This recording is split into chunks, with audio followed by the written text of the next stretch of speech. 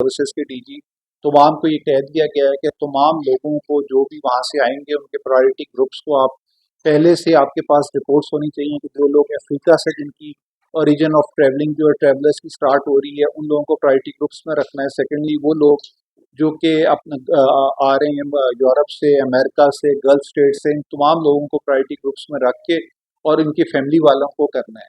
इसके अंदर मैं समझता हूँ कि महकमा सेहत तो अपना किरदार और तमाम हुकूमती मशीनरी अपना किरदार तो अदा करेगी और सारा कुछ करेंगे, लेकिन सबसे इम्पोर्टेंट ये है जो फैमिली मेम्बर्स जिनके लोग अपने ट्रैवल करके बाहर से आ रहे हैं उनको इन चीज़ को इंश्योर करना है कि उनके जिस्म पे कोई रैश, बुखार, फ्लू लाइक सिम्टम्स और इस तरह की कोई चीज़ अगर है तो उन्होंने उससे अपनी पूरी हिफाजत करनी है और बर वक्त टेस्ट जो है और इसका जो तशखीस यानी कि डायग्नोस्टिक जो डेफिनेटिव डायग्नोस्टिक है वो तब भी हो सकता है जब उसकी रैश डेवलप हो।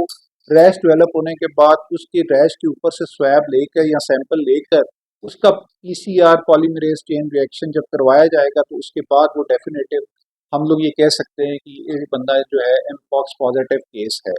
ये तमाम मालूमात थी जो मैं चाह रहा था कि आज अपने लोगों के साथ भी डिस्कस करूं, मीडिया के थ्रू अपने आम पब्लिक को बताऊं और उन लोगों से दोबारा मेरी रिक्वेस्ट है कि जो लोग जिनके तमाम रिश्तेदार बाहर से ट्रैवल करके आ रहे हैं उन्होंने इन चीज़ों को कि उनमें कोई आने के बाद बुखार और रैश या फ्लू लाइक सिम्टम या बॉडी एक्स यानी कि जिस्म में दर्दें वगैरह अगर वो डेवलप हो रही हैं तो उनको ज़रूर आइसोलेट कर दें पहले फेज़ के अंदर। उनको हॉस्पिटल ले जाने की ज़रूरत नहीं, जब तक रैश डेवलप ना हो उस टाइम तक हॉस्पिटल ले जाना या उसके हवाले से कोई पैनिक क्रिएट करने की कोई ज़रूरत नहीं है।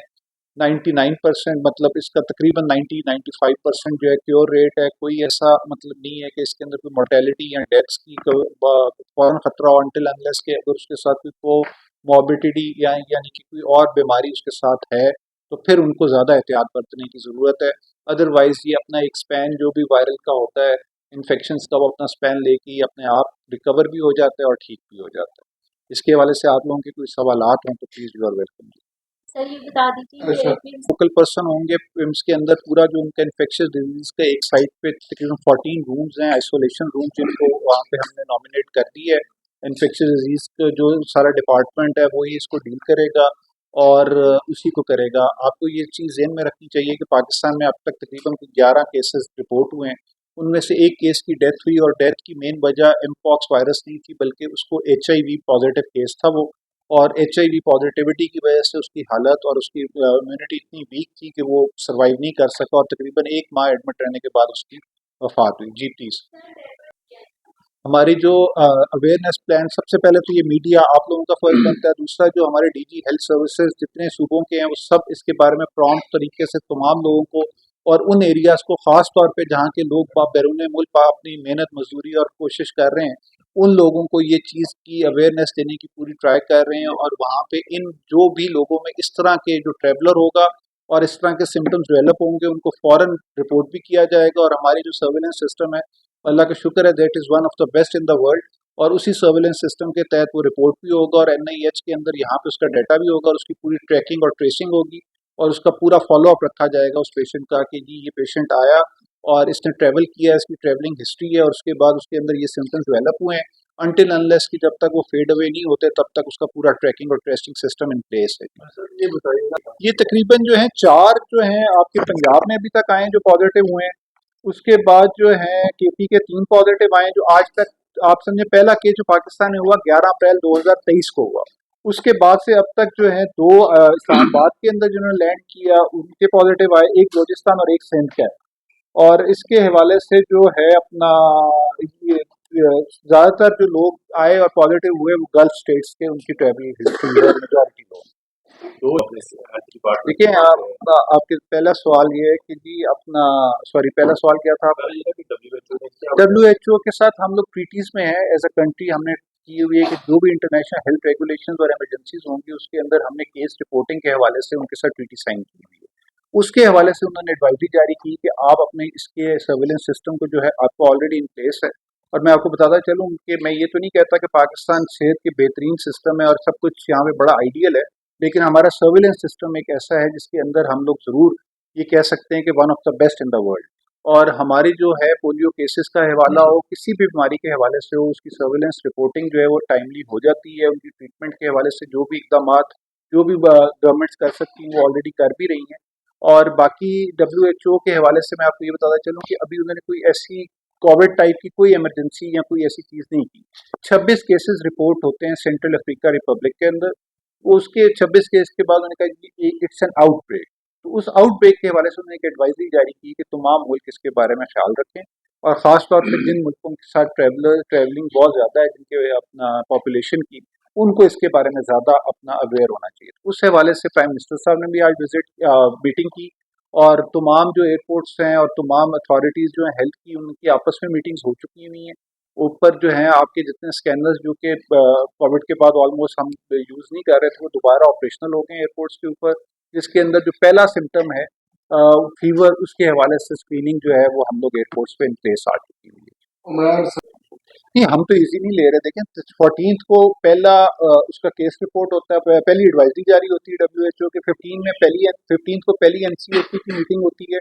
16th को दूसरी मैं मीटिंग करता हूँ NCOC की। आज वज़ीर आज़म साहब ने खुद मीटिंग की है, 3 दिन के आपको अहवाल बता रहे हैं, और आज ही आपको बैठ के इस चीज़ के हवाले से बता रहे हैं कि जी ये एहतियाती तदाबीर आपको करनी चाहिए और इन चीज़ों का आपको ख्याल रखना चाहिए। उन तमाम लोगों को खबरदार कर रहे हैं, बल्कि होशियार कर रहे हैं। खबरदार का वर्ड तो नहीं यूज़ करेंगे, कि आपने काइंडली इसके बारे में विजिलेंट रहना है कि अगर आपकी फैमिली में से कोई ट्रैवल करके आया है, उसको बुखार है, उसके अंदर ये अलामात में से कोई एक अलामत है, तो आपने उसको बिल्कुल आइसोलेट कर देना है, जो कि पहला स्टेप होगा। अगर आप हॉस्पिटल भी लेकर आते हैं तो हॉस्पिटल में भी अंडर ऑब्जर्वेशन आइसोलेशन में रहेगा। ट्रीटमेंट उसकी पहले फेज में कोई नहीं। ये तमाम हॉस्पिटल्स जो तमाम सूबों के अंदर, हमारे पास तकरीबन 1000 किट्स अवेलेबल हैं इस टाइम पाकिस्तान के पास, और वो तमाम सूबों में डिस्ट्रीब्यूट की जा चुकी हैं, और उनकी अपनी IPH पब्लिक हेल्थ लेबोरेटरीज जो हैं वहाँ पे ये PCR होगा, क्योंकि इसके लिए वायरस के लिए आम लैब के अंदर से ये नहीं करवाया जा सकता। उसके अंदर बायोसेफ्टी लेवल्स को हमने ख्याल रखना होता है, और इस हवाले से जो तमाम जो लैब्स हैं उनको भी बताया जा चुका है, उनके पास सारी चीज़ें हैं। यहाँ पे NIH में है, पिम्स में नहीं है। NIH को टेस्ट करेगी, जो कि इस्लामाबाद के अगर कोई सस्पेक्ट। देखिए, एक तो आप इसको कंफ्यूज कर रहे हैं। कोविड का मोड ऑफ स्प्रेड था एयरबॉर्न, यानी कि आप हवा के जरिए वो फैल रही थी। ये इस तरह हवा के जरिए फैलने वाली नहीं, इसके अंदर बड़ा क्लोज कांटेक्ट होना और आपकी रैश और उसकी सिक्रीशन, यानी कि उससे जो मादा खारिज हो रहा है उससे क्लोज कांटेक्ट होना जरूरी है। इसके आप जनरल पब्लिक के लिए बताता चलूँ कि ये बिल्कुल एक डिफरेंट मोड ऑफ ट्रांसमिशन है इसकी। इसको आप कोविड के साथ बिल्कुल ना करें। बाकी जो आपके सवाल की हद तक है कि अभी तक हमारे पास सफिशिएंट किट्स मौजूद है, और जो हम लोग समझते हैं कि अब कोई ऐसी इमरजेंसी या कोई ऐसी चीज़ हम फोर्सी नहीं कर रहे, अल्लाह खैर करेगा इंशाल्लाह, कोई ऐसा इमरजेंसी नहीं। ये सिर्फ एक आगाही के हवाले से हमने ये प्रेस कॉन्फ्रेंस भी रखी है, मीटिंग्स भी रखी हैं, और इसीलिए हम तैयारी कर रहे हैं कि कल को जो जो चीज़ें अगर कुछ ख़राब हुई, उनकी हमारी तैयारी मुकम्मल है। और वज़ीर आज़म साहब ने भी हर किस्म की जो है हिदायत जारी की हैं कि किसी किस्म की कोई भी कोताही ना बरती जाए, और हर चीज़ को अवेलेबल किया जाए बिफोर टाइम। NDMA के चेयरमैन मौजूद थे, उनको भी हिदायत जारी की हैं कि आपने अवेयरनेस के हवाले से जिस तरीके से एक आप करते हैं, डिजास्टर के हवाले से लोगों को पहले आगाही देते हैं, इसके हवाले से आप आज से ही मंकी पॉक्स के, एन पॉक्स के हवाले से आगाही तमाम लोगों को। हर जो भी इंटरनेशनल फ्लाइट उतरेगी वो बेशक आपके किसी भी मुल्क से आ रही है, वो उसका भी टोटल 18 हमारे पॉइंट ऑफ एंट्रीज हैं पाकिस्तान के, जिसके अंदर 4 जो हैं बलूचिस्तान के अंदर हैं, 2 मतलब DP के, अगर जो आप लैंड के थ्रू कह रहे हैं तो 4 वो हैं बलूचिस्तान के, एक आपका चाइना का बॉर्डर है, एक आपका इंडिया का बॉर्डर है। इन सारे बॉर्डर्स के ऊपर health services, border health services के लोग पहले से मौजूद हैं, उनको विजिलेंट कर दिया गया है, और उनके साथ उनके जो अपने मुतलका सूबों की जो हेल्थ सर्विसेज हैं वो भी वहाँ पे उनके साथ मौजूद हैं, जो कि ट्रैकिंग, ट्रेसिंग और एवेल्युएशन। लेकिन इसके अंदर एक चीज़ आप लोग ज़हन में रखें कि जो पेशेंट्स आ रहे हैं वो अलामात के बगैर भी आ सकते हैं, उनको अलामात ज़ाहिर होते होते 20 से 25 दिन भी लग सकते हैं। इसका इंक्यूबेशन पीरियड काफ़ी लंबा है। क्या जो अब ये पेशेंट आया है जिसको हमने ट्रैक किया, ये 3 तारीख को पाकिस्तान में इसने लैंड किया। इसने ये गया किसी और वजह से हॉस्पिटल में एडमिट हुआ, वहाँ पे जब इसकी रैश देखी गई तो इसका टेस्ट हुआ और ये पॉजिटिव आया। तो कहने का मकसद ये है कि ये ज़रूरी नहीं है कि हम लोग उसको 100% ट्रैकिंग एट द एयरपोर्ट कर लें। इसलिए इसके अंदर जो लोग जिनके अपने रिश्तेदार अजीज ट्रैवल कर रहे हैं, उन लोगों को विजिलेंट होने की बहुत सख्त जरूरत है इसके। आखिरी सवाल पर बिल्कुल, मेरा पीआरओ ऑफिस जो है मिनिस्ट्री का वो भी हाजिर है। एनआईएच भी अगर आप कहेंगे तो हम लोग डेली उसकी प्रेस ब्रीफिंग का इंतजाम कर देते हैं। मैं उसका कर देता हूँ। आप ये कॉन्टिन्यूस है जिसकी मैं आपको कह रहा हूँ कि प्राइम मिनिस्टर साहब ने कह दिया है, सूबे भी इसके बारे में आ गई और फेडरल गवर्नमेंट भी इसके बारे में प्रॉपर अपनी इंफॉर्मेशन और अवेयरनेस कैंपेन स्टार्ट करेगी। लोगों को बताया जाएगा। इसका मकसद कोई पैनिक फैलाना नहीं है। इसका मैंने आपको 12 कहा कि 1 लाख तकरीबन पॉजिटिव हुए और 200 की डेथ रिपोर्ट हुई दुनिया के अंदर, और उसके अंदर भी वो लोग ज्यादा हुए जिनकी इम्यूनिटी ऑलमोस्ट जो थी कॉम्प्रोमाइज थी due to some other diseases या अदर इन्फेक्शंस या अदर कोमॉर्बिड कंडीशंस की वजह से। तो ये चीजें मैं बताने का मकसद आपको ये है कि जी आपने एहतियात बरतनी है। जिन लोगों के ट्रेवलर्स आ रहे हैं उन लोगों को इसके हवाले से आप खास एहतियात बरतनी चाहिए। सर इसकी